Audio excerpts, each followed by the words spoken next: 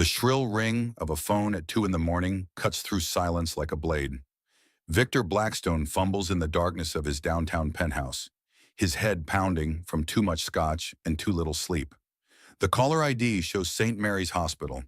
Mr. Blackstone, this is Nurse Martinez from St. Mary's Emergency Department. Your wife collapsed at her office tonight. We need you here immediately. Victor sits up, suddenly alert. What, Bethany's at home sleeping? Sir, she was found unconscious in the Morrison Industries building. She's 8 months pregnant and experiencing severe complications. Please come now. The phone goes dead. Victor stares at the device, his mind racing. Bethany was supposed to be home hours ago. She'd been working late constantly, pushing herself despite her advanced pregnancy. He throws on clothes, the smell of another woman's perfume still clinging to his shirt from dinner with potential investors. 20 minutes later, Victor storms into St. Mary's Hospital, his expensive shoes clicking against the sterile floors. The emergency department buzzes with activity, but all Victor can think about is how this crisis will affect tomorrow's crucial board meeting. His tech startup, Blackstone Industries, is on the verge of a major breakthrough, and he cannot afford any distractions. Mr. Blackstone. A middle-aged doctor with kind eyes approaches. I'm Dr. Rachel Stevens, your wife's obstetrician. We need to talk. Where is she? What happened? Victor's voice carries more irritation than concern. Bethany experienced severe cramping and preeclampsia symptoms while working late. Her blood pressure spiked dangerously high. She's stable now, but we need to perform emergency surgery to prevent early labor complications. Victor runs his hands through his hair, still reeking of alcohol. Surgery tonight. Can't this wait until Monday? Do you know what this could cost us? Dr. Stevens steps back, taken aback by his response. Sir, your wife's life is at risk. The baby's life is at risk. Time is critical. How long will this take? I have the most important investor meeting of my life tomorrow morning.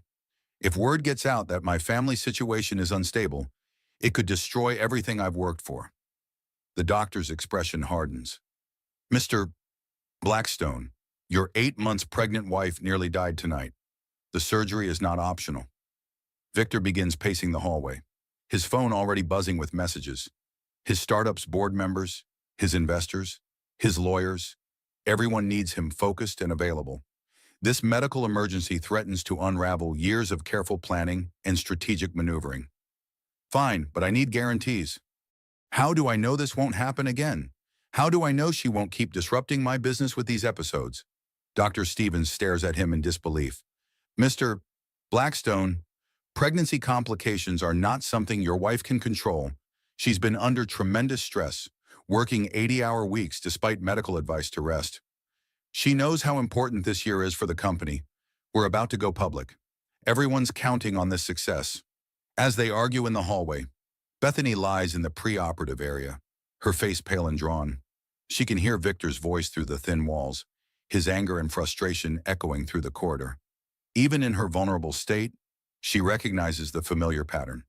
Everything revolves around Victor's needs. Victor's timeline, Victor's success. Amanda Walsh, Bethany's best friend and marketing director at Morrison Industries, arrives breathless from the parking garage. She rushes to Bethany's side, taking her cold hand. I got here as soon as I heard, your father's on his way too. Bethany's eyes fill with tears. Amanda, he's more worried about his meeting than whether the baby and I survive. Shh, don't think about that now. Focus on getting better.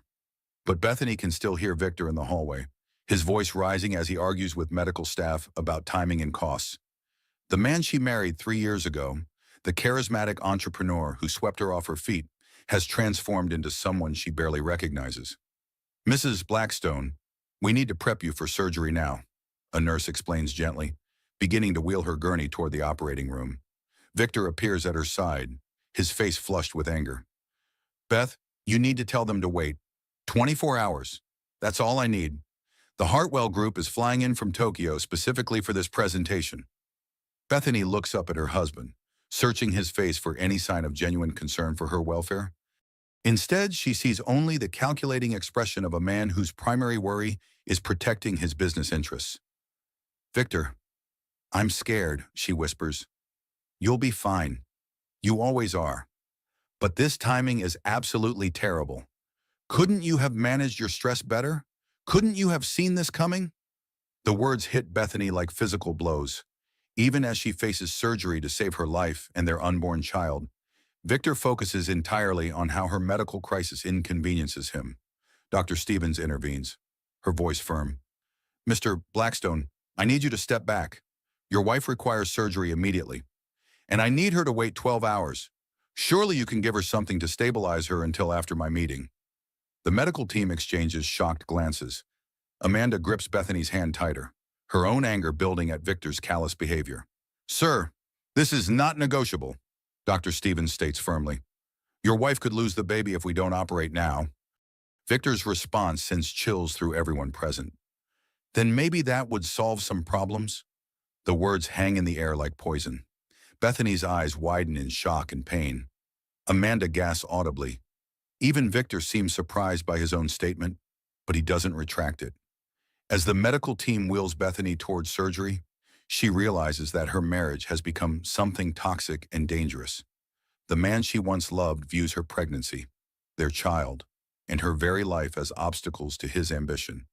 In the operating room preparation area, Dr. Stevens documents Victor's disturbing responses in Bethany's medical file. His behavior raises serious red flags about the patient's home environment and emotional support system. Victor retreats to the hospital waiting area, still making business calls despite the early morning hour.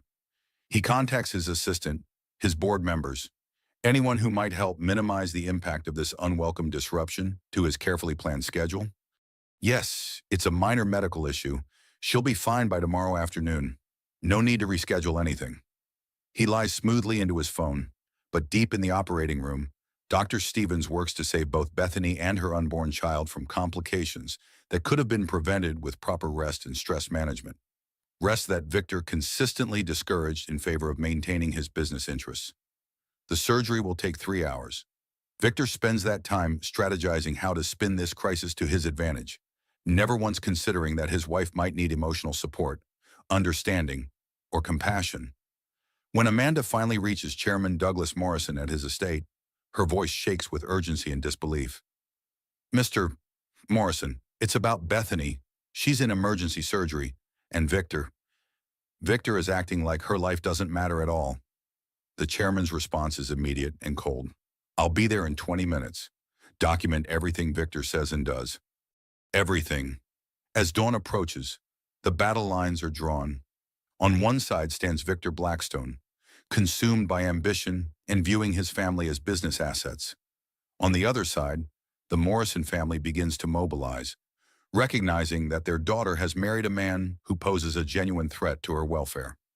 The emergency surgery succeeds, but it marks the beginning of a war that will destroy Victor's empire and reveal the true cost of prioritizing profit over people.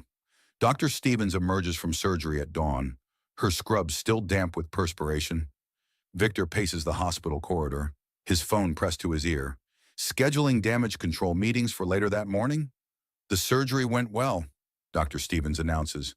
Both mother and baby are stable, but Bethany needs complete bed rest for the remainder of her pregnancy. Victor barely looks up from his phone call. How long before she can return to work? We have a major product launch in 6 weeks. Mr. Blackstone, your wife cannot work for the next month. Any stress could trigger premature labor or worse complications. Victor ends his call abruptly, his face darkening. Doctor, you don't understand. My wife is the marketing director for a major division of Morrison Industries. She can't just disappear for a month during our most critical period. Amanda stands beside Bethany's recovery bed, watching her friend sleep peacefully for the first time in weeks. The contrast between Victor's agitation and Bethany's peaceful state highlights the toxic dynamics that have been building in their marriage. Perhaps, Dr. Stevens suggests carefully, this is an opportunity for Mr. Blackstone to prioritize his family's health over business concerns. Victor's laugh is harsh and bitter. Easy to say when you don't have $50 million in investor funding dependent on perfect execution. Easy to say when you don't have 200 employees depending on this launch for their jobs. And easy to ignore when your wife nearly died last night, Amanda interjects, her voice sharp with disapproval. Victor turns on Amanda with sudden fury. This is family business. I don't need commentary from employees. I'm not just an employee. I'm Bethany's best friend, and I've watched you systematically destroy her health and happiness for the past 2 years. The argument escalates quickly. Victor's narcissistic abuse patterns emerge clearly as he deflects blame, minimizes Bethany's medical crisis, and centers himself as the victim of unfortunate timing. Beth knew what she was signing up for when she married an entrepreneur. She knew my business would require sacrifices from both of us. Now suddenly she's too delicate to fulfill her commitments. Dr. Stevens documents every word, recognizing the psychological abuse underlying Victor's statements. His language reveals a man who views his pregnant wife as a business asset rather than a human being deserving care and protection. Bethany stirs in her hospital bed, slowly regaining consciousness. The first sound she hears is Victor's angry voice berating Amanda for interfering in family matters. Victor, Bethany's voice is weak but hopeful. He immediately shifts his tone, moving to her bedside with practiced charm. Hey, sweetheart, you gave us quite a scare, but everything's fine now, and we can get back to normal. The baby, perfectly healthy, Dr. Stevens confirms, but you need to rest completely for the next month. Victor's jaw tightens, but he maintains his facade. Actually, doctor, I've been thinking, maybe Beth could work from home light duties only. Of course, she's brilliant at her job, and the team really depends on her insights. Bethany feels the familiar pressure building. Even recovering from emergency surgery, Victor expects her to prioritize his business needs over her own health and their child's welfare. I don't think I can. Victor, I feel so weak. You'll feel stronger once you're engaged with meaningful work. Lying around will just make you more tired. Dr. Stevens intervenes firmly. Mrs. Blackstone's body needs time to recover. Any work-related stress could trigger another crisis. Victor's mask slips slightly. With all due respect, Doctor, you're not running a multi-million-dollar company. Beth and I will figure out what works for our situation. Amanda watches this exchange with growing alarm. Victor's psychological manipulation techniques are textbook narcissistic abuse, love bombing, gaslighting, and emotional blackmail wrapped in reasonable-sounding language. Bethany doesn't need to figure out anything except how to rest and recover, Amanda states firmly. Victor's eyes flash with anger. Amanda, I think it's time for you to leave. Family decisions should be made by family members. Actually, I asked Amanda to stay, Bethany says quietly, finding strength in her friend's support. The power dynamic shifts subtly. For the first time in months, Bethany asserts a preference that contradicts Victor's wishes. His reaction is swift and telling. Beth, you're not thinking clearly. The surgery medications are affecting your judgment. Amanda's presence is just creating unnecessary drama. I want her here, Bethany repeats more firmly. Victor's facade crumbles entirely. Fine, but don't expect me to baby you through every minor medical issue. Some of us have real responsibilities. He storms from the room, leaving Bethany shocked by his callous dismissal of her near-death experience as a minor medical issue. Amanda moves closer to Bethany's bed. Honey, this isn't normal. The way he talks to you, the way he prioritizes his business over your life, this is abuse. Bethany's eyes fill with tears. But he's under so much pressure. The company launch is everything to him. And what are you to him? What is your baby to him? The question hangs in the air as Bethany confronts the painful truth. Victor's behavior during her medical crisis reveals his true priorities with crystalline clarity. In the hospital corridor, Victor paces frantically, making calls to reschedule meetings and manage the fallout from his absence. His primary concern remains protecting his business interests, not supporting his recovering wife. Tell the board that Beth had a minor procedure, nothing serious. We're still on track for the launch timeline, he instructs his assistant. But Dr. Stevens has already documented Victor's concerning statements about his wife's health being inconvenient to his business plans. Hospital social workers are reviewing the case for signs of domestic psychological abuse. When Chairman Douglas Morrison arrives at the hospital, his presence immediately changes the atmosphere. The 61-year-old business titan radiates authority and barely contained fury. Where is my daughter? He asks Amanda directly, bypassing Victor entirely. Room 307, She's awake and asking for you. Douglas studies Victor with cold calculation. I understand you've been making business calls in the emergency department while your 8 months pregnant wife underwent surgery. Sir, with respect, family crises require careful management to minimize damage to everyone involved, Victor responds, attempting to maintain his professional demeanor. Damage to everyone involved, Douglas repeats slowly. Interesting perspective. The chairman enters Bethany's room, his expression softening immediately as he sees his daughter's pale, exhausted face.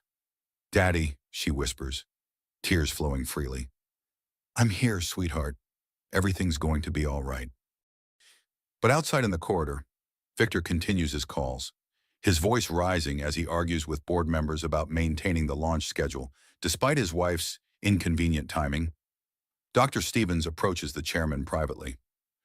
Mr. Morrison, I'm concerned about your daughter's home environment. Her husband's responses to this medical emergency raise serious red flags. Douglas Morrison's expression hardens. Document everything, doctor, every statement, every interaction. I have a feeling we're going to need detailed records very soon.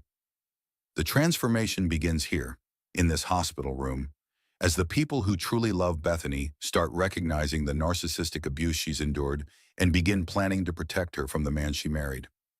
Victor remains oblivious, convinced his smooth talking and business success make him untouchable.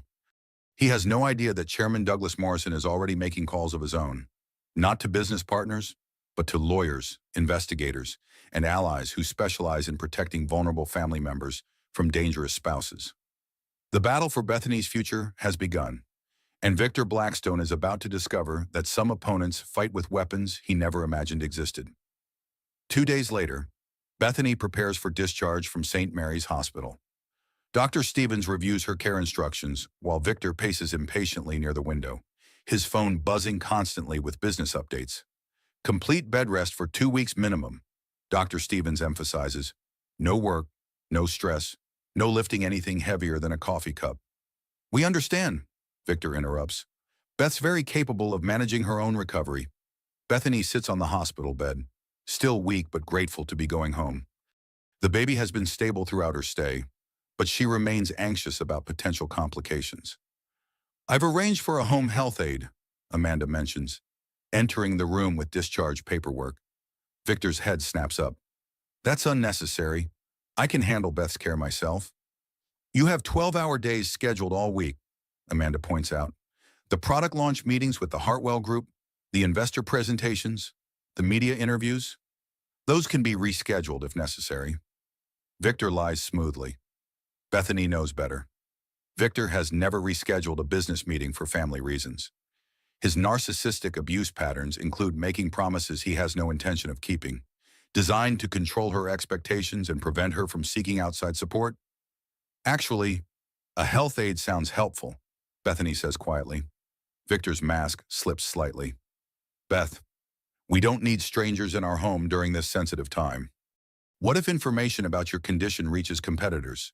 What if they use your health issues to question my focus and leadership? Even her recovery becomes about protecting his business interests. Bethany feels the familiar weight of being responsible for managing Victor's image and success.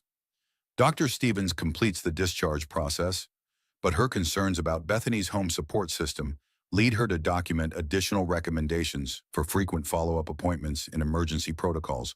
The drive home passes in tense silence.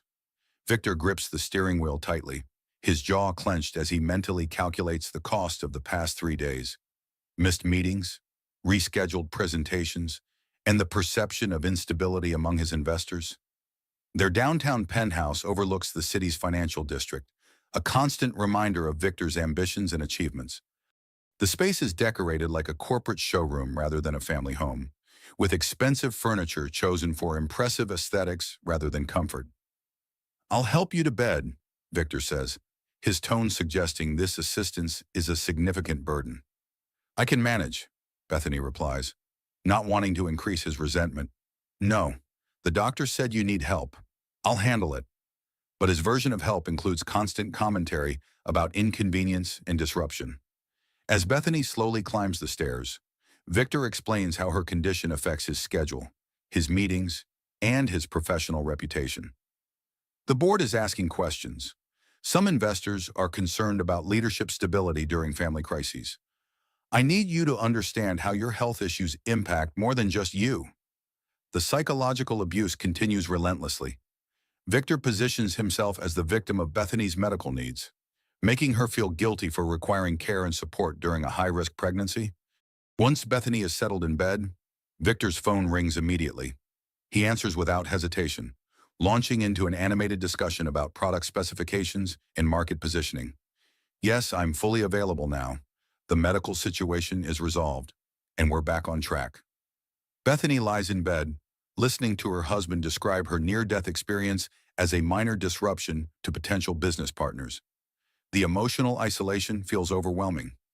Amanda arrives that evening with groceries and homemade soup, finding Bethany alone while Victor attends an emergency board meeting. He left you by yourself on your first day home from the hospital. There was a crisis with the software development team. Victor had to manage it personally. Amanda sits on the bed's edge, studying her friend's defeated expression. Bethany, this isn't normal spousal behavior. When someone you love faces a medical emergency, you prioritize their recovery. But his company really is at a crucial stage. $50 million in funding, 200 employees, years of development work. It all depends on perfect execution over the next 6 weeks. And what about you? What about your baby? Before Bethany can respond, Victor returns home, his expression stormy. The board meeting apparently did not go well, and he's looking for someone to blame. Beth, I need you to call your father tomorrow. Some board members are questioning whether family medical issues will continue disrupting our timeline. What am I supposed to say? Tell him this was a one-time incident. Assure him that your health won't interfere with business operations again. The request reveals Victor's fundamental misunderstanding of pregnancy and medical care. He genuinely believes Bethany can promise to avoid future health complications, as if medical issues result from personal choices rather than physiological processes beyond her control. Victor, I can't guarantee that complications won't arise. I'm 8 months pregnant with a high-risk condition. His face darkens dangerously. Then maybe you should have thought about that before getting pregnant during the most important year of my career. The words hit like physical blows. Amanda gasps audibly at Victor's cruel statement. She didn't get pregnant alone, Amanda points out sharply. Victor turns on Amanda with sudden fury. This is a private conversation between my wife and me. I think it's time for you to leave. I'm not leaving Bethany alone while she's recovering. It's my house, and I'm telling you to get out. Bethany watches the confrontation with growing fear. Victor's narcissistic abuse patterns intensify under stress, and his business pressures are reaching dangerous levels. Amanda can stay in the guest room, Bethany says quietly. Victor's explosion is immediate and terrifying. No, I will not have employees questioning my ability to care for my own wife. I will not have gossip spreading through Morrison Industries about our personal business. He moves toward Amanda aggressively, his face flushed with rage. Get your things and leave. Now. Victor, please calm down, Bethany pleads. Calm down. My entire life's work is hanging in the balance. My wife is making demands I can't meet, and her friends are interfering in my marriage. How exactly should I be calm? The verbal abuse escalates rapidly. Victor begins shouting about sacrifice and commitment, about how Bethany's pregnancy threatens everything he's built. His words become increasingly cruel and personal. You always find a way to make everything about you every important moment in my career. You create some crisis that demands attention. That's not true, Bethany whispers. The investor dinner last month. You had morning sickness so severe I had to leave early. The board retreat. You were too tired to attend the spouse events. The product demo, you needed me to drive you to a doctor's appointment. Victor's narcissistic worldview becomes crystal clear. Bethany's pregnancy symptoms are deliberate sabotage of his success rather than natural biological processes requiring support and understanding. Amanda stands her ground despite Victor's intimidating behavior. Those were legitimate medical needs, not manipulation tactics. Medical needs that somehow always coincide with my most important professional moments. The argument reaches a breaking point when Victor accuses Bethany of weaponizing her pregnancy to control his schedule and damage his reputation with investors. You're doing this on purpose, he shouts.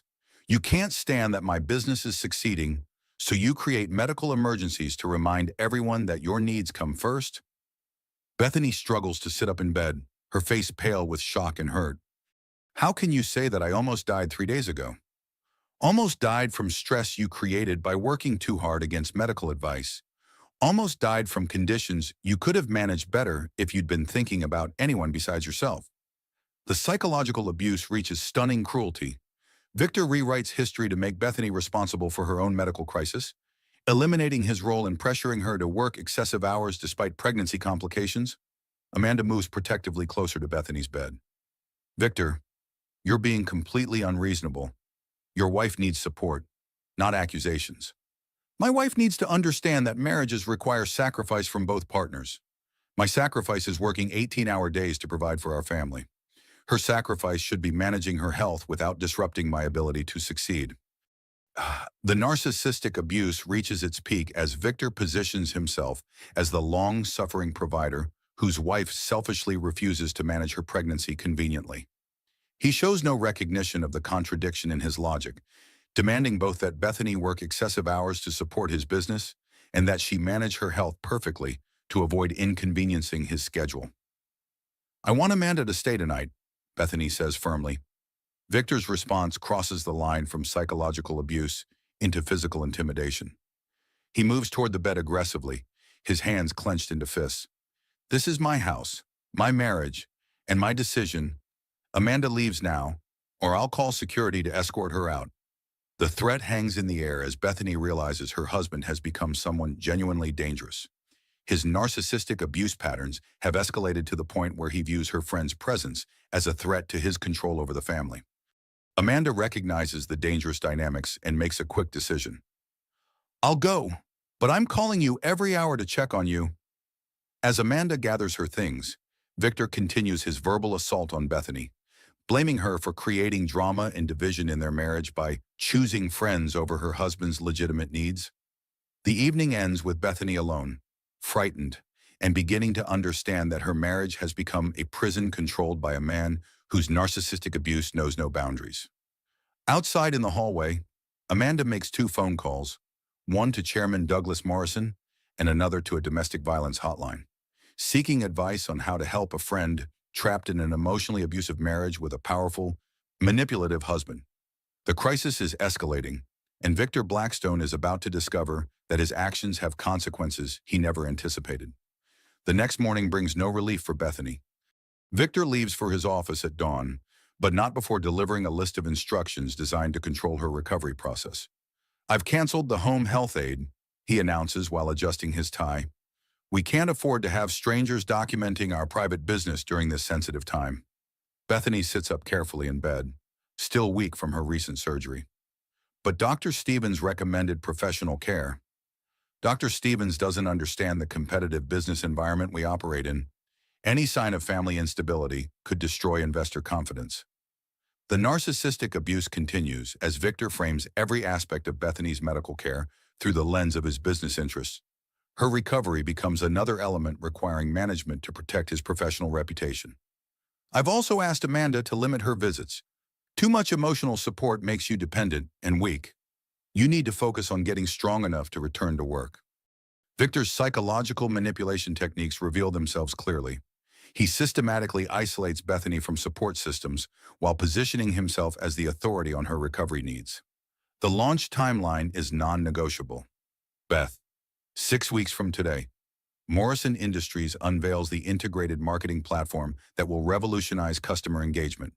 Your division's performance will determine whether we secure the additional funding needed for national expansion. Even recovering from emergency surgery, Bethany faces pressure to prioritize Victor's business success over her own health. The emotional burden feels crushing. After Victor leaves, Bethany attempts to rest, but anxiety about disappointing him keeps her awake. She understands that her husband views her pregnancy complications as personal failures rather than medical conditions requiring care and support. Around 10 that morning, her phone rings. Amanda's voice carries unusual tension. Bethany, I need to ask you some difficult questions. Last night's argument with Victor, has this kind of behavior escalated recently?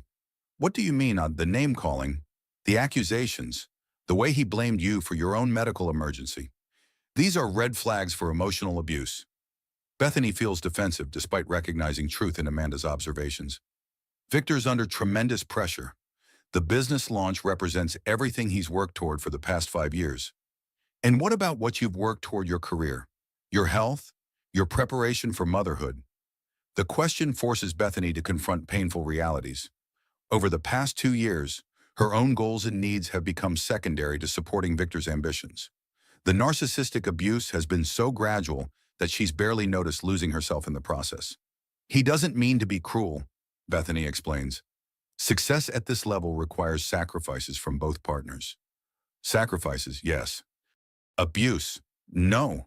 There's a difference between supporting your spouse's career and accepting treatment that damages your health and self-worth. Before Bethany can respond, her other line rings. Victor's name appears on the caller ID. Beth, I need you to call the Morrison Industries executives and reschedule today's marketing review meeting. Tell them you're feeling much better and eager to participate virtually. But Dr. Stevens said no work for 2 weeks. Dr. Stevens said no stress. There's a difference between stress and maintaining professional engagement. Besides, this meeting determines budget allocations for the next quarter. The pressure intensifies as Victor explains how her absence from one meeting could jeopardize months of strategic planning. His narcissistic worldview cannot accommodate the possibility that business operations might function without Bethany's constant availability. I don't feel strong enough for a strategy session, Bethany admits. You don't need to be strong. You just need to be present and supportive. The team needs to see that our family situation won't disrupt delivery timelines. Victor's language reveals his fundamental perspective. Bethany's medical crisis is a family situation requiring management rather than a health emergency requiring recovery time. What if complications arise during the meeting? What if I need to rest suddenly? Then you mute your phone and take a 5-minute break. Beth, successful people find solutions instead of creating excuses. The psychological manipulation continues as Victor positions reasonable medical limitations as character flaws. Bethany feels guilty for prioritizing her recovery over his business needs. After ending the call, Bethany lies in bed feeling trapped between competing demands. Her body needs rest, but her husband requires performance. The stress creates exactly the conditions Dr. Stevens warned could trigger additional complications. Amanda calls back 20 minutes later. How are you feeling about the meeting pressure? Confused, guilty, like I'm letting everyone down by being sick. Bethany, you nearly died 4 days ago. You're 8 months pregnant and recovering from emergency surgery. Feeling tired and weak is not a character flaw. The conversation helps Bethany recognize how Victor's narcissistic abuse has distorted her perception of reasonable expectations. She's internalized his belief that her medical needs are inconvenient obstacles to his success. What would happen if you simply said no to the meeting? Amanda asks. Victor would be furious. The team would question my commitment. The executives might lose confidence in our division's leadership. Or they might understand that pregnant women sometimes need medical care, and business operations can continue temporarily without your input. The radical concept that businesses can function without her constant availability challenges beliefs Victor has instilled through months of psychological pressure. That afternoon, Chairman Douglas Morrison makes an unexpected visit to the penthouse. His arrival immediately changes the atmosphere, bringing paternal protection and corporate authority. How are you feeling, sweetheart? He asks, settling into the chair beside Bethany's bed. Tired, worried about letting everyone down. Douglas studies his daughter's expression carefully. Who exactly are you letting down? Victor, the marketing team, the Morrison Industries executives who depend on our division's performance. And what about letting yourself down? What about letting your baby down by not prioritizing recovery? The question forces Bethany to examine her priorities from a different perspective. For months, she's measured success entirely through Victor's standards: business performance, investor satisfaction, professional reputation. Your mother and I built Morrison Industries over 30 years, Douglas continues. We've seen many product launches, many crises, many opportunities. None of them were worth risking family health and safety. But Victor's startup represents his entire future. Everything depends on perfect execution over the next 6 weeks. Douglas's expression hardens slightly. Bethany, Successful businesses adapt to challenges. They don't demand that pregnant women sacrifice their health for launch timelines. The conversation continues as Douglas helps Bethany understand that Victor's inflexible demands reflect poor leadership rather than necessary business practices. Strong companies build systems that can accommodate temporary changes without collapse. I'd like to suggest something, Douglas says carefully. What if you took complete medical leave until after the baby arrives? Morrison Industries can reassign your responsibilities temporarily. The suggestion terrifies Bethany. Victor would never agree. He needs me available for strategic decisions and client communications. Victor's needs aren't the only consideration here. Your health matters. Your baby's safety matters. Your peace of mind during this pregnancy matters. Douglas's words reveal the fundamental flaw in Victor's approach. His narcissistic abuse creates false urgency around business needs while minimizing legitimate family priorities. That evening, when Victor returns home, Bethany attempts to discuss the possibility of extended medical leave. His reaction is swift and harsh. Absolutely not. We're 6 weeks away from the most important launch in company history. I need my marketing director focused and available. Not hiding behind pregnancy excuses. It's not hiding. It's recovering from a serious medical emergency. An emergency that's been resolved.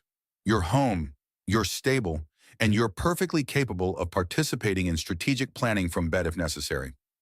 Victor's narcissistic worldview cannot accommodate the possibility that recovery requires time and rest rather than immediate return to full productivity.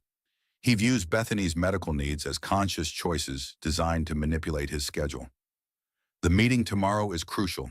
Beth, budget allocations, resource planning, market positioning, decisions that will determine whether we succeed or fail.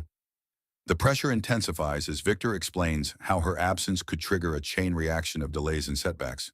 His arguments sound logical, but they're built on the false premise that business operations cannot function without her constant input. What if I compromise? What if I attend tomorrow's meeting, but then take the rest of the week to recover?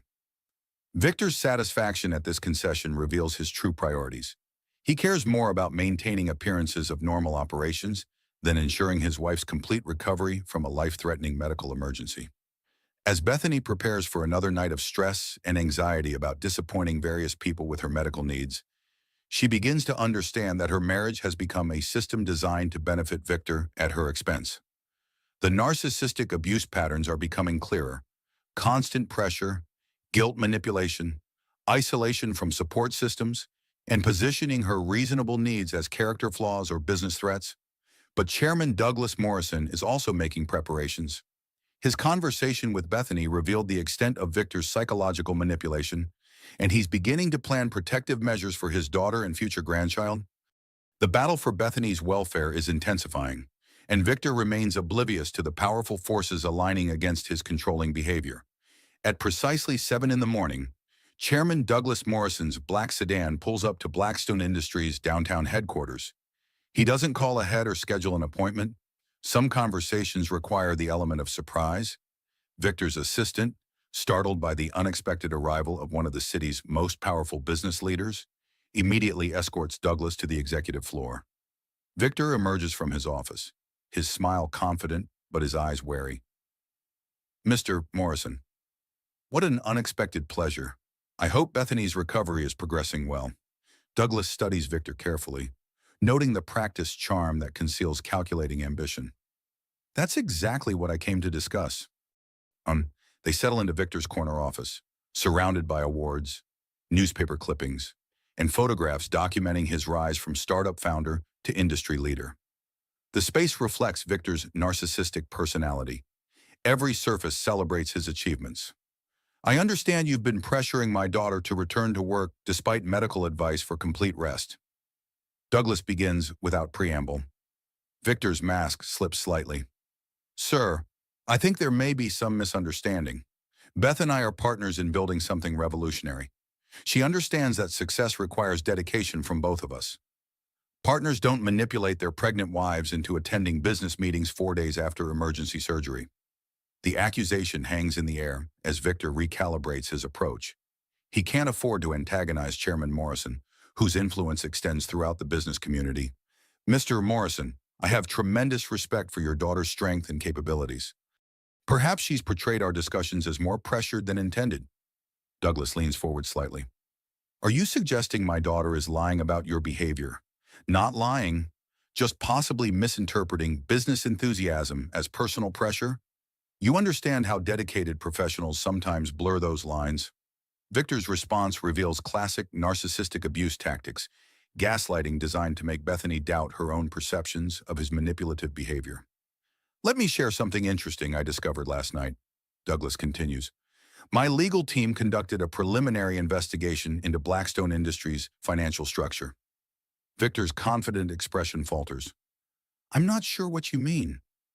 Through various shell companies and investment vehicles, Morrison Industries controls 43% of your startup's equity. The revelation hits Victor like a physical blow.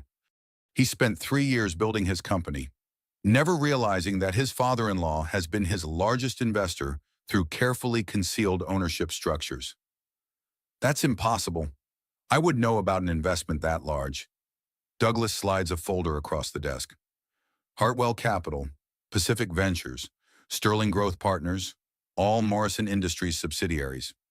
We've been watching your business practices very closely. Victor opens the folder with trembling hands, discovering documentation of his own financial dependence on the Morrison family empire. His startup, his independence, his leverage, all illusions carefully maintained to preserve his ego. Why? Victor asked quietly. Because I wanted to understand the man my daughter married. I wanted to see how you operated under pressure, how you treated employees, how you managed investor relationships. Douglas's voice remains calm, but his eyes reflect cold fury. The results have been illuminating. Additional documents reveal evidence of Victor's questionable business practices, inflated revenue projections, misrepresented market research, and personal use of company funds for luxury expenses. Your company is built on deception. Victor, false promises to investors, manipulated data presentations, and financial irregularities that would interest regulatory authorities. Victor's world begins collapsing as he realizes the extent of his exposure. Mr. Morrison, I can explain these apparent discrepancies. I'm sure you can. You're very skilled at creating explanations that shift blame and minimize your responsibility. The words carry double meaning. Douglas has observed Victor's narcissistic abuse patterns with Bethany and recognizes identical techniques in his business operations. Here's what's going to happen. Douglas continues with deadly calm. You have 24 hours to transfer your company shares to my daughter. All of them. That's everything I've worked for. My entire life's achievement. Your entire life's achievement is built on my family's money and my daughter's contributions. Consider this a correction of ownership records. Victor's desperation becomes palpable. Sir, please reconsider. The business community would view this as a hostile takeover. My reputation would be destroyed. Your reputation should be destroyed. Men who abuse their pregnant wives don't deserve professional success. The accusation of abuse sends Victor into defensive mode. I've never laid a hand on Bethany. I've provided everything she could need or want.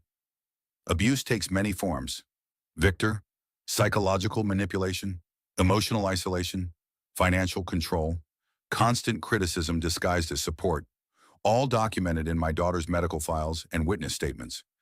Douglas's legal team has been thorough, collecting evidence of Victor's narcissistic abuse patterns from multiple sources, hospital staff, family friends, business associates, and Morrison Industries employees who've observed the couple's interactions. You have a choice, Douglas states firmly. Transfer the shares voluntarily or face criminal investigation for fraud, public exposure of your abusive behavior, and complete financial destruction. Victor's mind races through possible escape routes, but Chairman Morrison has eliminated every avenue. The shell companies, the financial documentation, the witness statements, all carefully prepared to ensure Victor's compliance. And if I agree to your terms, you'll retain a modest settlement and the opportunity to rebuild your life without destroying my daughter's health and happiness. The offer contains both mercy and threat. Victor can accept limited consequences or face total annihilation. I need time to consider. You have until tomorrow morning. After that, the evidence goes to federal prosecutors and media outlets. Douglas rises to leave, but pauses at the office door. One more thing, Victor, if you attempt to pressure, manipulate, or punish my daughter for this conversation, the consequences will be immediate and severe. After the chairman's departure, Victor sits alone in his office, surrounded by the symbols of success that now mock his powerlessness. His startup empire, built through years of determination and sacrifice, hangs by threads controlled by the father of the woman he's systematically abused. His phone buzzes with a text from Bethany. "How was your morning? I'm feeling a little stronger today." The message breaks Victor's heart with its innocent concern. Despite his cruel treatment, Bethany still cares about his welfare and success. Her capacity for love highlights his own cruelty and selfishness. For the first time in months, Victor confronts the reality of his behavior toward his pregnant wife. The narcissistic abuse, the psychological manipulation, the prioritization of business over her health, all documented and exposed by investigators who've been watching his every move. By afternoon, Victor's lawyers confirm the devastating truth. Morrison Industries does indeed control his company through complex ownership structures. The financial irregularities are real and prosecutable. His business reputation depends entirely on Chairman Morrison's discretion. That evening, Victor returns home to find Bethany resting peacefully, her hand protectively covering her 8-month pregnancy. She looks up with a hopeful smile. "How was your day? You look stressed."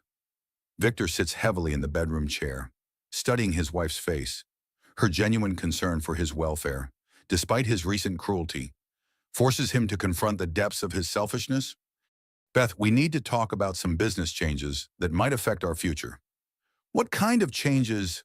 Victor struggles to find words that explain his situation without revealing the extent of his deception and abuse. How does he tell his pregnant wife that her father is destroying his empire to protect her from his own toxic behavior? "The company structure is more complicated than I realized. Your father has significant influence over our operations." Bethany's expression grows concerned. "Is that bad? It's complicated. It might mean some adjustments to my role and responsibilities." The conversation continues as Victor attempts to prepare Bethany for dramatic changes without admitting his own failures. His narcissistic personality prevents him from accepting full responsibility, even when facing complete defeat. But in Chairman Morrison's estate across town, preparations continue for the legal and financial warfare that will protect Bethany from her husband's manipulative control. The evidence is compiled, the legal strategies are prepared, and the network of powerful allies is activated. Victor Blackstone has built his empire on deception and abuse. Tomorrow, he'll discover that some foundations cannot support the weight of such corruption. The reckoning approaches, and there will be no escape from the consequences of treating a pregnant woman as a business asset rather than a beloved wife deserving protection and care. The next morning, Victor stares at legal documents that will determine his future. The papers spread across his desk represent complete surrender, transfer of all company shares, resignation from executive positions, and acknowledgement of Morrison Industries' majority ownership. His phone rings at exactly 9 o'clock. Nathan Pierce, Morrison Industries' head legal counsel, speaks with professional courtesy that cannot mask underlying steel. "Mr. Blackstone, I trust you've reviewed our proposal." "It's not a proposal, it's an ultimatum. Accurate assessment. Have you reached a decision?" Victor looks around his office one final time. The awards, the photographs, the symbols of achievement that defined his identity for 5 years. "What guarantees do I have that this ends the matter? Full compliance results in a quiet transition. Non-compliance results in public exposure and criminal prosecution. The choice remains yours." The conversation ends quickly. Victor signs the documents with shaking hands, officially transferring his life's work to the woman he's systematically abused for months. Meanwhile, at the penthouse, Bethany receives an unexpected visit from Dr. Stevens, who arrives with concerning news from the hospital's social services department. "Mrs. Blackstone, I need to discuss some observations from your recent stay." Bethany settles carefully into the living room chair, her 8-month pregnancy making movement difficult. "Is something wrong with the baby?" "The baby is fine, but we've documented concerning patterns in your husband's behavior during your medical crisis." Dr. Stevens explains how hospital staff observed Victor's responses to Bethany's emergency surgery, his anger about timing, His prioritization of business meetings, his accusations about inconvenient medical needs. These behaviors suggest possible emotional abuse, which can be dangerous during pregnancy and postpartum recovery. Bethany feels defensive despite recognizing truth in the doctor's concerns. Victor's been under tremendous pressure with his company launch. He doesn't mean to be insensitive. Mrs. Blackstone, pregnancy-related stress that threatens maternal or fetal health is never acceptable, regardless of external pressures. The conversation continues as Dr. Stevens explains how emotional abuse during pregnancy correlates with postpartum depression, bonding difficulties, and long-term relationship problems. I'm required to document these concerns and recommend support resources. Would you be willing to speak with a counselor who specializes in helping women navigate difficult family dynamics? Before Bethany can respond, Victor returns home unexpectedly, his face ashen and his hands shaking. He stops short upon seeing Dr. Stevens in their living room. "Doctor, I wasn't expecting a house call. Mr. Blackstone, I was just explaining to your wife about support resources available during high-risk pregnancies." Victor's jaw tightens. "We have excellent private health care. Beth doesn't need additional support systems." The exchange reveals Victor's continued attempts to isolate Bethany from outside assistance, even as his own world collapses around him. Dr. Stevens maintains professional composure while documenting Victor's controlling responses to medical recommendations. Support systems benefit entire families, not just patients. After the doctor leaves, Victor struggles to explain his early return home without revealing the devastating meeting with Chairman Morrison. "There were some business developments that required immediate attention," he says vaguely. "What kind of developments?" Victor moves to the window, unable to meet his wife's eyes. "Partnership changes, restructuring decisions, nothing that affects you directly. But everything affects Bethany directly. Victor's startup provided their income, their social status, their future security. The company's transfer to Morrison Industries will fundamentally alter their life circumstances." That afternoon, Amanda arrives with disturbing news from Morrison Industries headquarters. Something major is happening with Victor's company.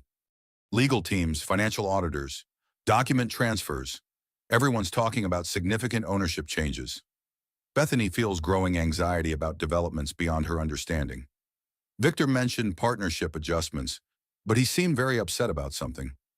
"Bethany, I think your father might be intervening to protect you from Victor's behavior." The suggestion terrifies Bethany more than comforts her. "I don't want my family destroying Victor's career because of misunderstandings about our marriage." "What if they're not misunderstandings? What if your father recognizes abuse patterns you've been conditioned to accept as normal?" Amanda's question forces Bethany to examine her marriage from an outside perspective. Has Victor's treatment genuinely been abusive, or has pregnancy stress simply magnified ordinary relationship tensions? "He's never hit me," Bethany says quietly. Physical violence isn't the only form of abuse. Emotional manipulation, financial control, isolation from support systems, constant criticism, these behaviors damage relationships and mental health. The conversation helps Bethany recognize patterns she's been minimizing. Victor's systematic dismantling of her confidence, his positioning of her needs as obstacles to his success, his punishment of her medical requirements. That evening, Nathan Pierce calls Bethany directly, requesting a private meeting to discuss legal protections available during her pregnancy and recovery period.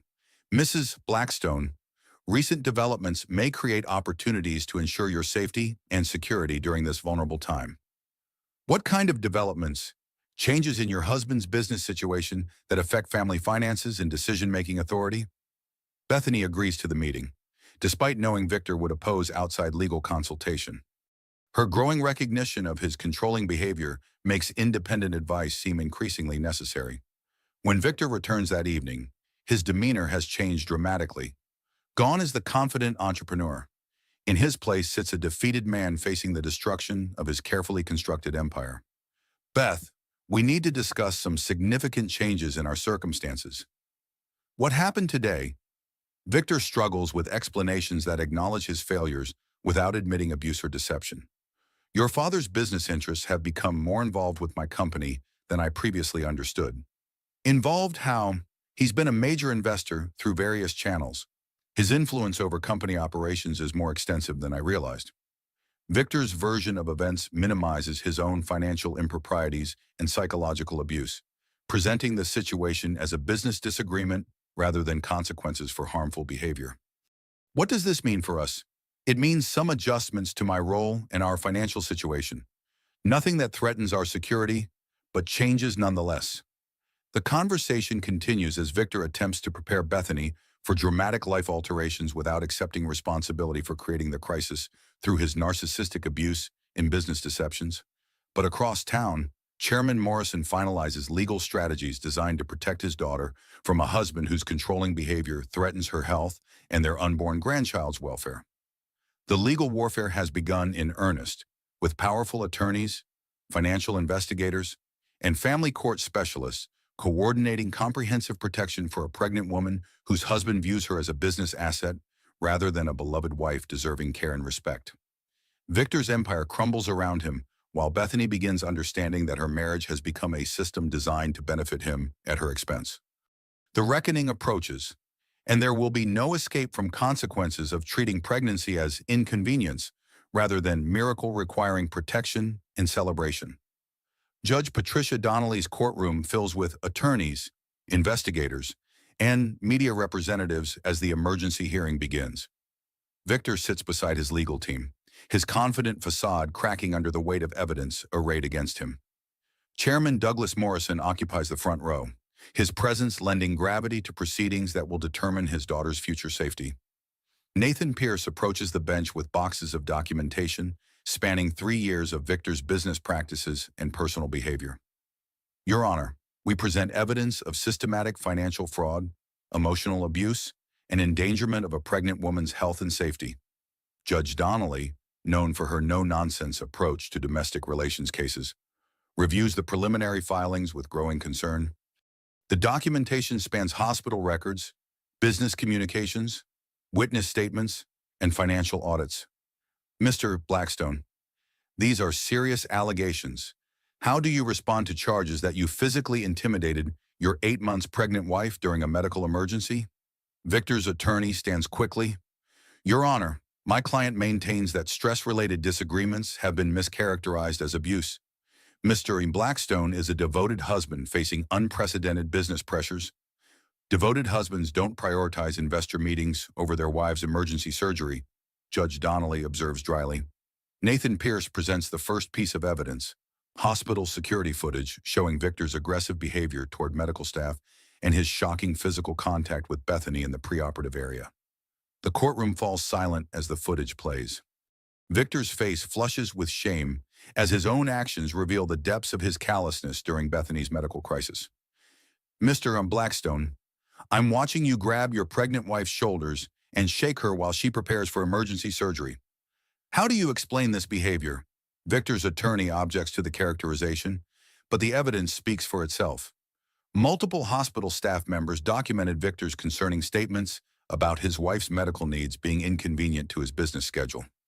Furthermore, Your Honor, Nathan continues, we present evidence of systematic financial fraud designed to conceal Mr. Blackstone's dependence on Morrison Industries funding. The financial documentation reveals Victor's deceptive practices, inflated revenue reports, misrepresented market research, and personal use of company funds for luxury expenses. Dr. Stevens testifies about Victor's responses during Bethany's hospitalization, describing his anger about surgery timing and his accusations that her medical crisis was deliberately timed to sabotage his business meetings. In 30 years of obstetric practice, I've never encountered a husband who viewed his wife's life-threatening pregnancy complications as personal inconvenience rather than medical emergency. Amanda Walsh takes the stand to describe Victor's escalating psychological abuse, his isolation of Bethany from support systems, his constant criticism disguised as motivation, his positioning of her reasonable needs as character flaws. Victor systematically destroyed Bethany's confidence and independence. She began questioning her own judgment about basic needs like medical care and emotional support. The testimony reveals classic narcissistic abuse patterns, gaslighting, manipulation, and control tactics designed to maintain dominance over a vulnerable partner. Victor's business associates testify about his concerning statements regarding family obligations. Multiple witnesses describe his complaints about pregnancy interfering with business operations and his suggestions that family medical issues reflected poor personal management. Mr.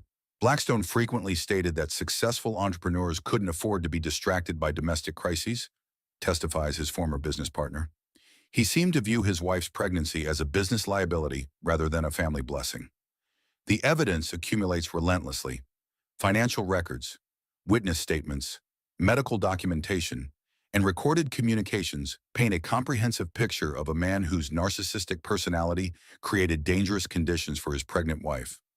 Judge Donnelly reviews Morrison Industries' documentation of their substantial investment in Victor's company, revealing his complete financial dependence on the family he's been abusing. Mr. Blackstone, you've built your business empire using funds from your wife's family while simultaneously treating her pregnancy as an obstacle to your success? Do you see the contradiction in this behavior? Victor's attorney attempts damage control, arguing that business stress affected his client's judgment during a challenging period. But the evidence spans months of systematic abuse, not isolated incidents during crisis. Nathan Pierce presents psychological evaluations confirming that Victor's behavior patterns align with narcissistic personality disorder, creating dangerous dynamics for family relationships and child welfare. Your Honor, Mr. Blackstone's documented responses to his wife's medical emergency reveal a man who prioritizes personal ambition over family safety. This poses ongoing risks to both mother and child. The courtroom testimony continues as additional witnesses describe Victor's controlling behavior, his financial deceptions, and his systematic isolation of Bethany from support systems. Morrison Industries employees testify about observing Victor's psychological pressure on Bethany to work excessive hours despite pregnancy complications, his criticism of her medical appointments as inconvenient, and his anger when she required rest or support. He made it clear that Bethany's pregnancy was acceptable only if it didn't interfere with business operations, explains one colleague. She was expected to manage her health invisibly while maintaining full professional responsibilities. As evidence mounts, Victor's defense crumbles. His attorneys realize their client faces not only loss of business assets, but potential criminal charges for endangering a pregnant woman and fraudulent business practices. Judge Donnelly calls a brief recess, during which Victor's legal team delivers harsh reality about his situation. The evidence is overwhelming, his lead attorney explains quietly. Financial fraud, emotional abuse, endangerment of pregnancy. You're facing criminal prosecution unless you accept the settlement immediately. Victor looks across the courtroom at Chairman Morrison, whose cold stare reflects paternal fury at a son-in-law who threatened his daughter's safety. There will be no mercy, no negotiation, no escape from consequences. When court resumes, Judge Donnelly delivers her decision with authority that brooks no appeal. Mr. Blackstone, the evidence presented demonstrates systematic abuse of a pregnant woman, financial fraud, and behavior that endangers both maternal and fetal welfare. She orders immediate asset transfer, supervised visitation rights pending psychological evaluation, and mandatory counseling for narcissistic personality disorder. This court cannot allow continued contact between Mr.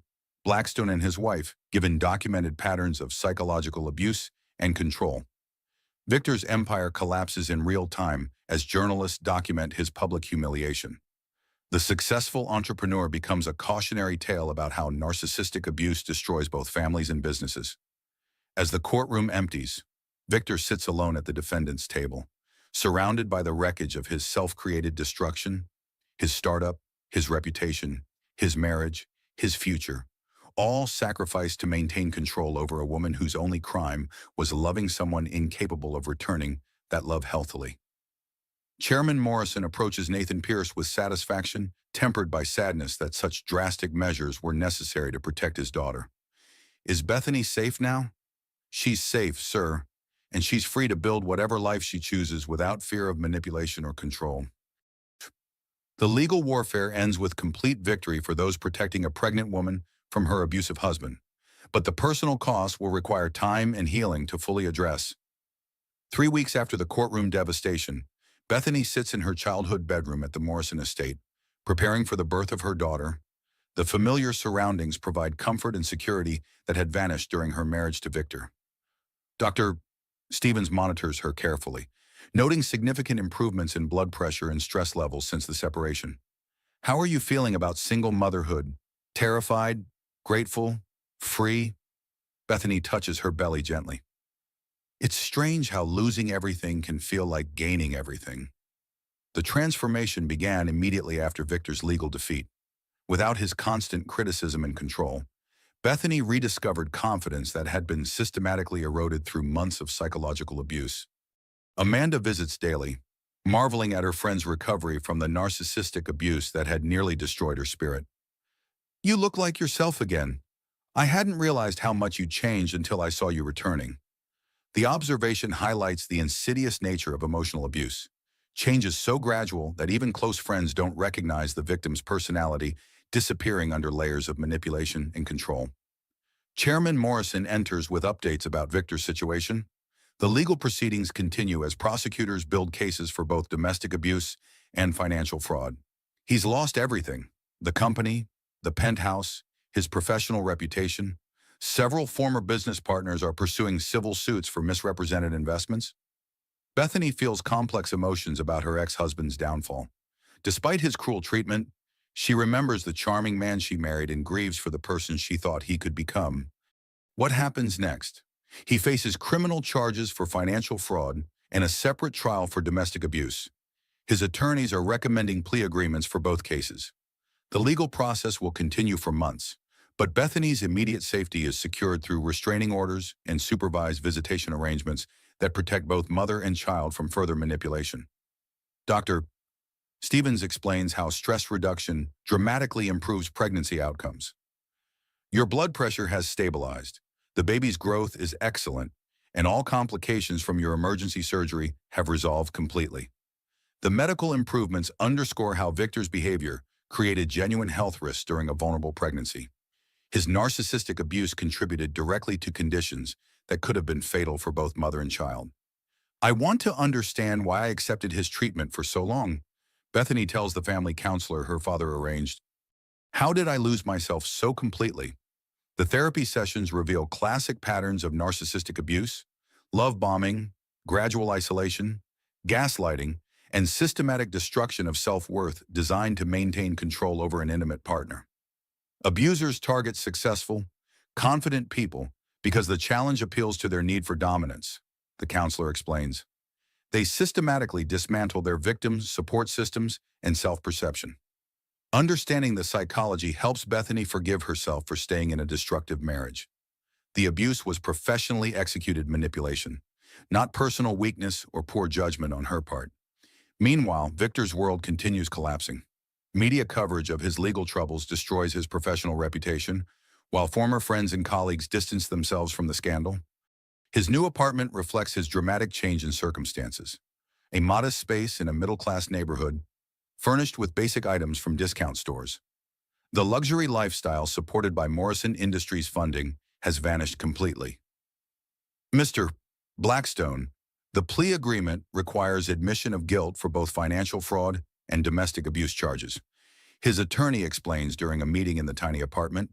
5 years probation, community service, mandatory counseling, and supervised visitation with your daughter. Victor stares out the window at the city skyline, where his former penthouse once overlooked his startup headquarters. Both buildings now house other people living other dreams. What about rebuilding, starting over? Your business reputation is destroyed. The criminal charges will follow you permanently. Employment options are limited to positions that don't require financial responsibility or public trust. The reality settles over Victor like cement. His narcissistic abuse of Bethany triggered consequences that extend far beyond their marriage, destroying every aspect of the life he spent years building. Back at the Morrison estate, Bethany begins planning her daughter's future with resources and support Victor's controlling behavior had made impossible to access. I want to establish a foundation for domestic abuse survivors, she tells her father, using the proceeds from Victor's former company to help other women escape similar situations. Chairman Morrison smiles proudly at his daughter's strength and compassion. The board of directors will approve that initiative immediately. It's an appropriate use of funds recovered from someone who caused such harm. The foundation becomes Bethany's new mission, transforming her painful experience into resources for other women facing narcissistic abuse and control from intimate partners. Dr. Stevens brings encouraging news about the pregnancy. All signs indicate a healthy delivery. The stress reduction has eliminated virtually all risk factors from your earlier complications. Bethany feels profound relief that her daughter will be born into an environment of love and support rather than tension and psychological manipulation. I used to worry that Victor's stress would somehow affect the baby's development. Now I realize my stress about his stress was the real danger. The insight reflects Bethany's growing understanding of how narcissistic abuse creates cycles of anxiety and self-doubt that damage both relationships and health. As her due date approaches, Bethany feels stronger and more confident than she has in years. The woman who nearly died from pregnancy complications caused by psychological stress has transformed into a powerful advocate for maternal and family welfare. Victor's plea hearings proceed quietly, attracting little media attention. The man who once commanded headlines for his business success now faces consequences for his failures as a husband and father. He signs the agreements mechanically, accepting responsibility for behavior that destroyed his marriage, endangered his wife's health, and created criminal liability. The court requires acknowledgement that your actions constituted domestic abuse. The prosecutor states clearly, "Do you understand and accept this designation?" Victor nods silently, the word abuser now part of his permanent legal record. His narcissistic personality struggles with accepting responsibility, but the evidence allows no alternative interpretation. The reckoning is complete. A powerful businessman reduced to minimum wage employment and supervised access to his daughter, while his former victim builds new life dedicated to protecting other women from similar harm.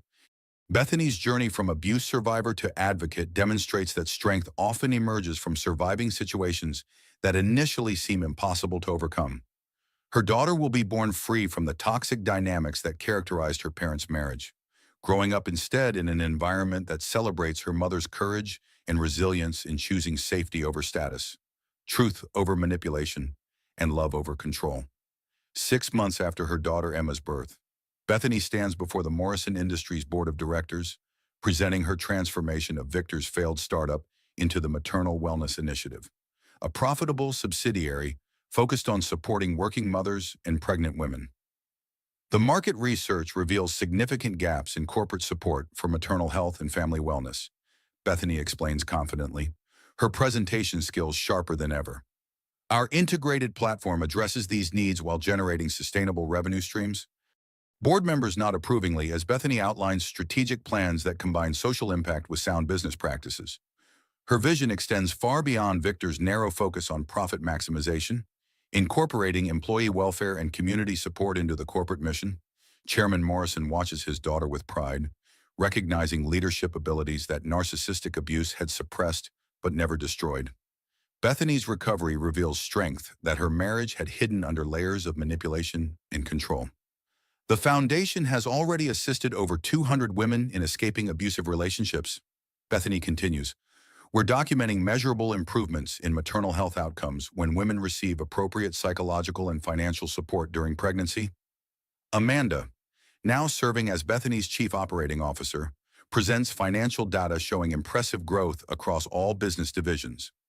Their partnership flourishes without the toxic interference that characterized Victor's management style. Quarterly revenues exceed projections by 30%, with employee satisfaction scores at company-wide highs.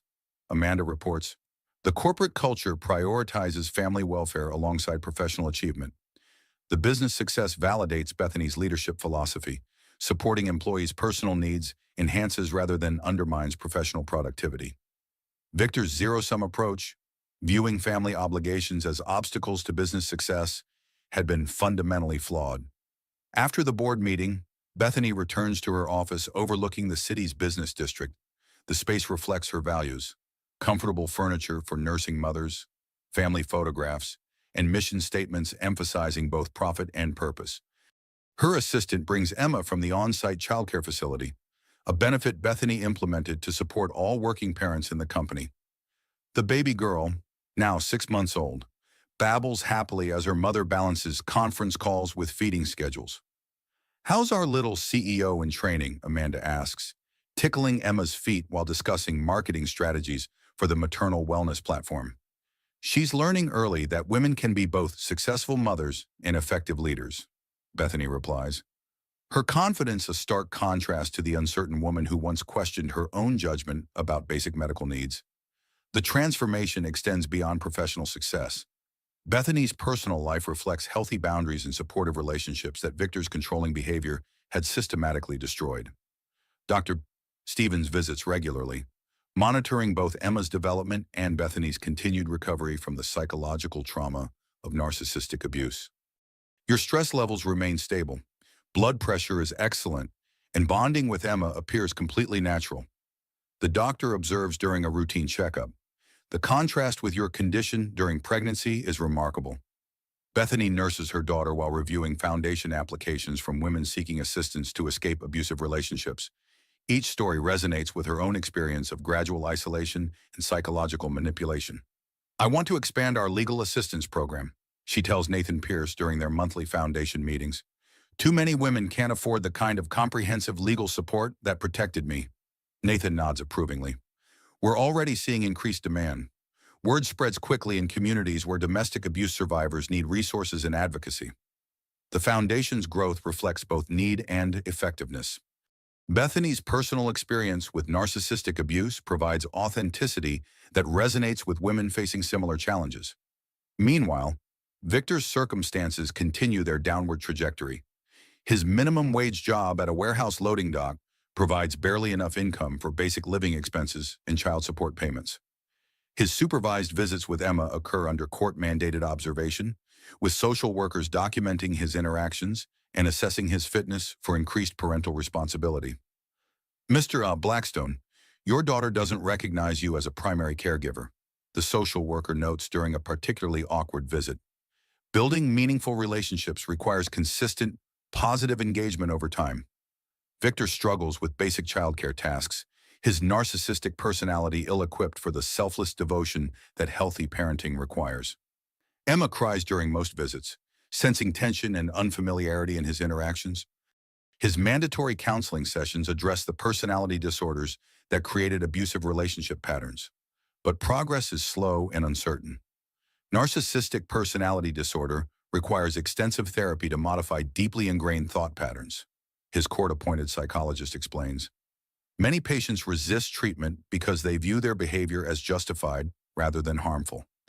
Victor's resistance to accepting responsibility continues undermining his recovery. He maintains that business pressures excused his treatment of Bethany, refusing to acknowledge that pregnant wives deserve support regardless of external circumstances. Back at Morrison Industries, Bethany's success creates new opportunities for expansion and innovation. Her leadership style, collaborative rather than controlling, supportive rather than manipulative, generates both loyalty and results. We're receiving inquiries from companies nationwide wanting to implement our maternal wellness programs, Amanda reports during their weekly strategy meeting. The market demand exceeds our current capacity. Bethany considers expansion possibilities while bouncing Emma on her lap. Growth is good, but not at the expense of our core mission. Every decision must prioritize family welfare alongside business success. The philosophy represents a complete rejection of Victor's approach, which had sacrificed family needs for corporate ambition. Bethany's model proves that supporting employees' personal lives enhances rather than undermines professional achievement. Her romantic life remains focused on healing and personal growth. Several men express interest in dating a successful single mother, but Bethany prioritizes Emma's needs and her own psychological recovery. I'm learning to trust my instincts again, she tells her therapist. Victor's manipulation made me question my judgment about everything, including people's motives and character. The therapy continues addressing residual effects of narcissistic abuse, self-doubt, hypervigilance, and difficulty accepting that her needs matter as much as others' demands. Healthy relationships require mutual respect and support, the therapist emphasizes. Anyone who pressures you to sacrifice Emma's or your own welfare for their convenience displays red flags similar to Victor's behavior. Bethany's recovery includes developing firm boundaries about acceptable treatment from romantic partners, professional colleagues, and family members. Never again will she accept manipulation disguised as love or criticism presented as motivation. As Emma approaches her first birthday, Bethany reflects on the year's transformations. The terrified pregnant woman who nearly died from stress-related complications has become a confident leader, building businesses that prioritize family welfare. Sometimes the worst thing that happens to you becomes the catalyst for the best thing that could happen, she tells Amanda while watching Emma play in the office nursery. The observation captures Bethany's journey from victim to survivor to advocate. Her marriage to Victor, despite its psychological damage, ultimately led to personal growth, professional success, and mission-driven work that helps other women escape similar abuse. The foundation continues expanding its services, legal assistance, psychological counseling, financial support, and advocacy for legislative changes that protect pregnant women from domestic abuse. We're creating the support systems I wish had existed during my marriage, Bethany explains to a group of donors funding the foundation's growth. Every woman deserves access to resources that can save her life and her children's future.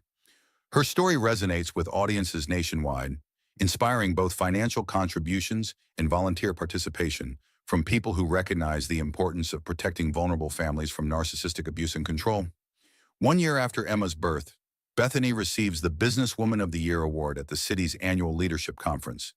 She stands at the podium, her daughter sleeping peacefully in Amanda's arms in the front row, as hundreds of business leaders applaud her transformation of personal trauma into professional triumph. When I accepted this award, I thought about the woman I was 2 years ago, successful by conventional measures, but slowly losing herself in a relationship that prioritized business achievement over human dignity. Bethany begins, her voice strong and clear. The audience listens intently as she describes her journey from abuse survivor to advocate, from victim to victor, from someone who questioned her own judgment to a leader who trusts her instincts completely. Domestic abuse survivors often struggle with shame about staying in destructive relationships. I want to address that shame directly. Abusers are professionals at manipulation. Leaving requires resources, support, and recognition that abuse is never the victim's fault. The speech highlights Bethany's mission to educate business leaders about supporting employees who face domestic violence, recognizing that workplace policies can provide lifelines for trapped women seeking escape routes from narcissistic abuse. The Maternal Wellness Initiative has demonstrated that supporting employees' personal welfare enhances rather than undermines professional productivity. Companies that prioritize family health see measurable improvements in retention, performance, and innovation. From the back of the auditorium, a solitary figure watches through the glass doors. Victor Blackstone, wearing his warehouse uniform during his lunch break, observes the woman who was once his wife accepting accolades for work built on the foundation of his former company. His own transformation over the past 2 years has been profound and humbling. The confident entrepreneur who once commanded boardrooms now struggles with basic interpersonal skills and financial management. Court-mandated therapy has forced him to confront the narcissistic personality traits that destroyed his marriage and endangered his family. Mr. Blackstone, his counselor, had explained during a recent session, recovery requires genuine acknowledgement of harm caused, not just compliance with legal requirements. The distinction between genuine remorse and strategic manipulation continues challenging Victor's deeply ingrained thought patterns. His narcissistic tendencies resist accepting that his behavior was fundamentally wrong rather than merely poorly timed. Back at the podium, Bethany concludes her acceptance speech with words that carry special meaning for domestic abuse survivors in the audience. Sometimes the worst thing that happens to you becomes the foundation for the best thing that ever happened to you.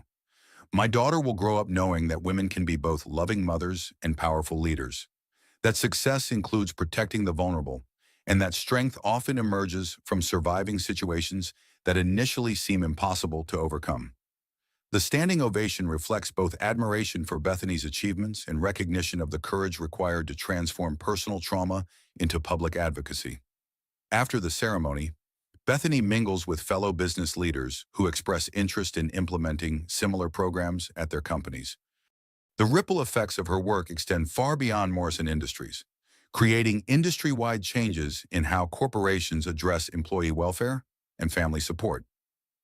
Your foundation helped my sister escape an abusive marriage last month, confides a technology executive.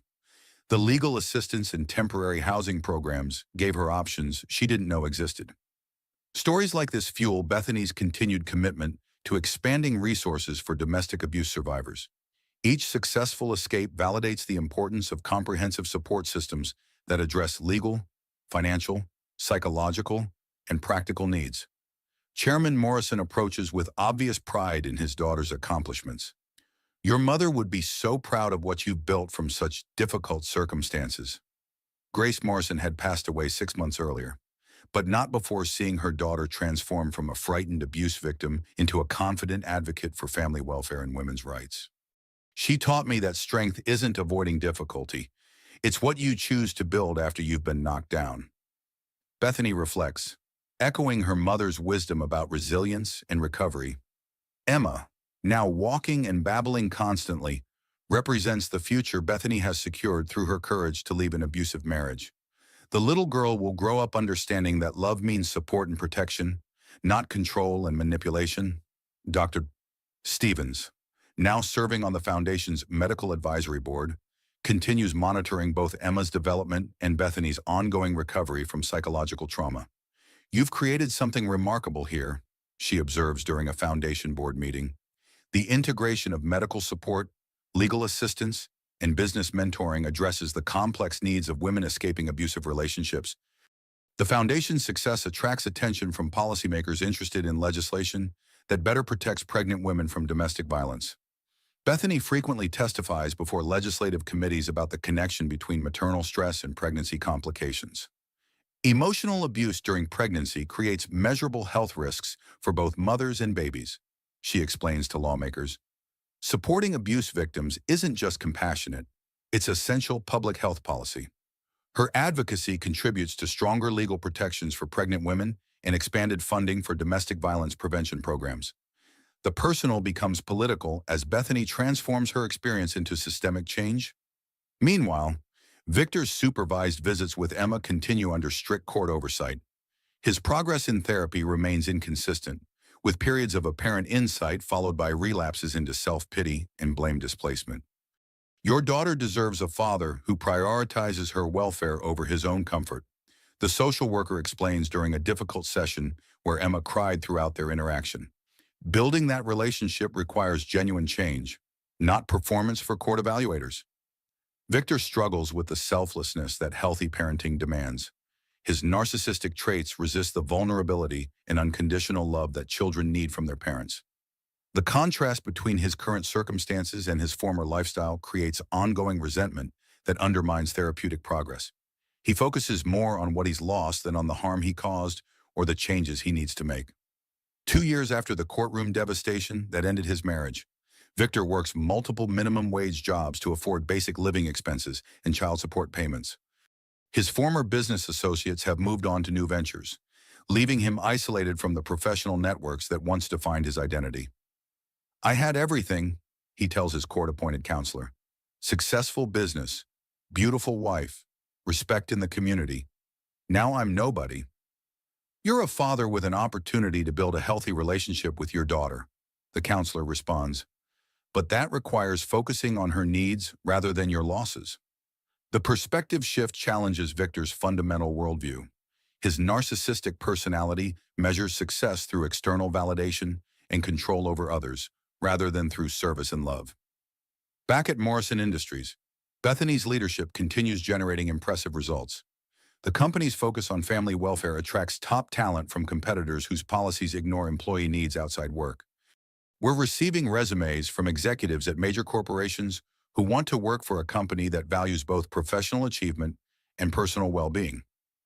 Amanda reports during their weekly strategic planning meeting, the cultural transformation extends beyond policies to fundamental values. Bethany's approach proves that supporting employees' family needs enhances loyalty, creativity, and productivity rather than creating weakness or dependence. Her romantic life remains carefully managed, with therapy helping her recognize healthy relationship patterns versus manipulation tactics she learned to normalize during her marriage to Victor. I'm dating occasionally, but Emma and my work remain priorities. She explains to friends who encourage more active social life. Any partner worth having will understand that my daughter's welfare comes first. The boundary setting reflects hard-won wisdom about relationships based on mutual respect rather than control. Bethany's experience with narcissistic abuse taught her to recognize red flags and maintain independence, regardless of romantic involvement. As Emma approaches her second birthday, Bethany reflects on the journey from frightened abuse victim to confident leader building businesses that prioritize family welfare over profit maximization. The foundation now operates in 12 cities, providing comprehensive services to domestic abuse survivors and their children. The maternal wellness platform has been licensed to companies nationwide, creating industry standards for supporting pregnant employees and working mothers. We've helped over 1,500 women escape abusive relationships, Nathan Pierce reports during the Foundation's annual board meeting. Follow-up studies show significant improvements in both maternal and child welfare outcomes. The measurable impact validates Bethany's mission to transform personal trauma into systematic change that protects vulnerable families from domestic violence and control. Her story continues inspiring women facing similar challenges, demonstrating that survival is possible and that strength often emerges from surviving situations that initially seem impossible to overcome. Victor occasionally glimpses news coverage of Bethany's achievements, each article highlighting the success built from the ruins of their marriage. His own counseling progress remains uncertain, with court-ordered therapy addressing deeply ingrained personality patterns that resist meaningful change. The final chapter of their story remains unwritten, but the trajectory is clear. One partner chose accountability, growth, and service to others, while the other continues struggling with the consequences of prioritizing control over love, manipulation over support, and personal ambition over family welfare. Emma will grow up knowing her mother's courage created opportunities for thousands of women to escape dangerous relationships and build safe, healthy futures for themselves and their children. The legacy of strength and compassion will extend far beyond their family, touching lives that might otherwise have been lost to the particular cruelty of those who mistake control for love. In the end, justice was served not through revenge, but through transformation, turning the worst experience into the catalyst for the most meaningful work, proving that sometimes the greatest victory comes not from defeating an enemy, but from refusing to let their harm define your future. Bethany's final wisdom echoes in boardrooms and courtrooms, in therapy sessions and support groups, wherever women need reminding that their lives have value beyond what others might try to take from them. Your worth isn't determined by how someone treats you. Your strength isn't measured by what you've survived. Your future isn't limited by what you've lost. Sometimes the worst thing that happens to you becomes the foundation for the most important thing you'll ever do. The story ends not with an ending, but with a beginning. Emma taking her first steps toward a future where love means protection rather than control, where success includes lifting others rather than stepping on them, and where the word family means safety, support, and unconditional love rather than fear, manipulation, and conditional acceptance based on convenience to others' ambitions.